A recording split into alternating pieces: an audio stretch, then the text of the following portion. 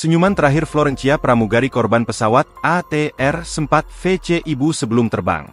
Florencia Lolita Wibisono, salah satu pramugari yang menjadi korban ATR PKTHT 42500 jatuh di Gunung Bulu Saraung, Pangkep, Sulawesi Selatan, Sabtu, 17 Januari 2026, sempat menghubungi sang ibu sebelum terbang.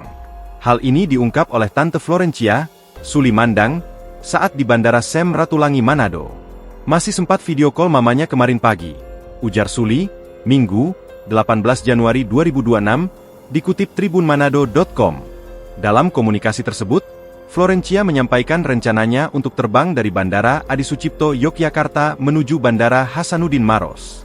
Ia juga meminta agar Nel J mendoakan perjalanannya lancar. Saat video call tersebut, Florencia juga sempat terdiam dan hanya melihat ibunya sambil tersenyum, jelas Suli. Beberapa waktu terakhir, perempuan yang akrab disapa Olen ini memang tengah rajin-rajinnya menghubungi keluarga di Minahasa. Hal itu lantaran sang ibu sempat dirawat di rumah sakit. Memang dia hitungannya sering telepon meski tidak menentu jadwalnya. Tapi ya karena mamanya sedang sakit jadi semakin sering telepon, tambah Suli. Sementara, Ramos, salah satu anggota keluarga, mengatakan Florencia yang akrab disapa Olen terakhir kali pulang ke Tondano, Minahasa, Sulawesi Utara sekitar 2 tahun lalu. Sejak saat itu, ia belum sempat kembali ke kampung halaman.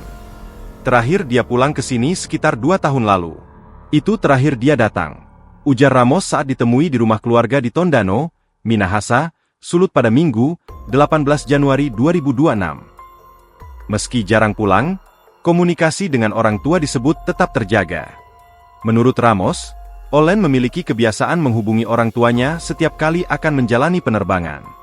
Setiap mau berangkat terbang, dia selalu video call orang tua di sini. Itu sudah pasti, ungkapnya. Ia menuturkan, kebiasaan tersebut rutin dilakukan sebagai bentuk perhatian kepada keluarga sebelum bertugas.